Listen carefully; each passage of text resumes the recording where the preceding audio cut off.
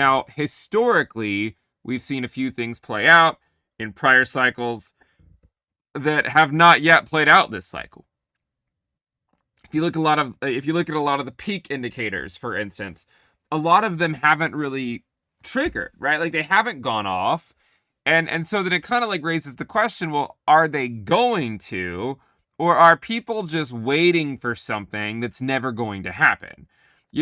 There has been an argument that I've made in the past, and I will continue to make it. And if this argument is correct, it still could mean new all-time highs. But the argument is that what if, because we've been in this quantitative tightening phase for so long, what if this entire Bitcoin rally is sort of more similar to this rally we had right there? I don't necessarily believe that. I'm struggling to sort of think about if that could still be possible. But the only reason I used to talk about it was because that rally back in 2019, like sort of late 2018, early 2019, corresponded to a time when we were going through quantitative tightening. And during that time, Bitcoin dominance was actually going up, right? And so we've seen the same thing happen this cycle. It's just gone on a lot longer, right? So we've had basically it's been a Bitcoin only rally for the most part. Obviously, I don't mean that literally. Certain things other cryptocurrencies have participated in the rally.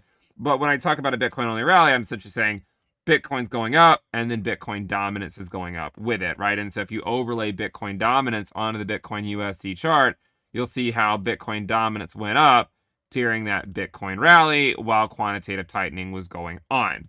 So the question then is, are we right here? Like, are we somewhere over here where we saw Bitcoin kind of top out just shortly before quantitative tightening ended?